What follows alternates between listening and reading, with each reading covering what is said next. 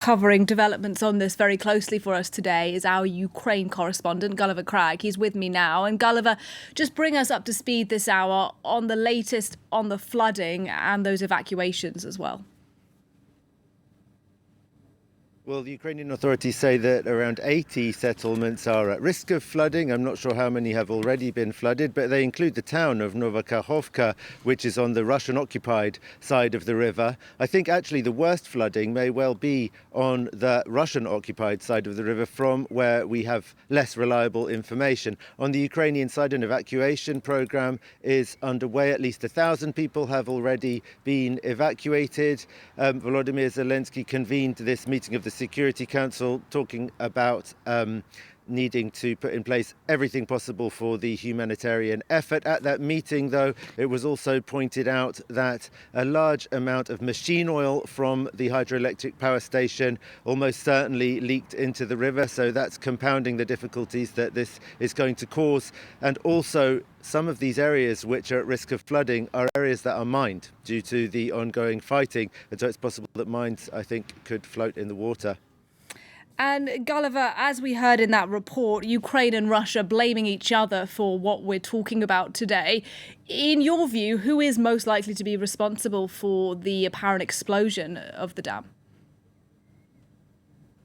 Well, Russia, but let's look first at the concrete evidence rather than the circumstantial evidence. The Ukrainians aren't there. The Russians are saying that this dam was damaged and breached by Ukrainian shelling.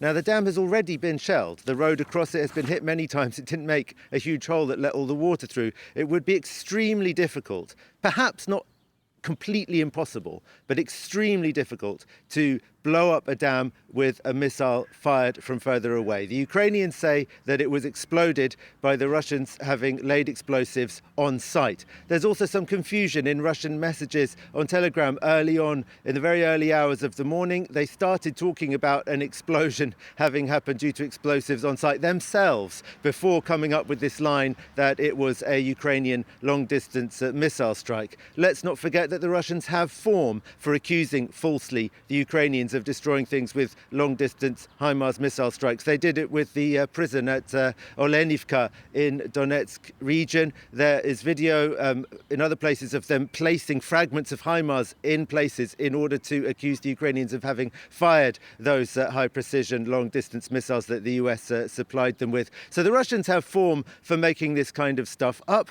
and technically speaking, it would be much easier to blow it up with explosives on site. And the Ukrainians a long time ago had already said that they thought the Russians had laid explosives with a view to possibly blowing this dam up. That was back in October.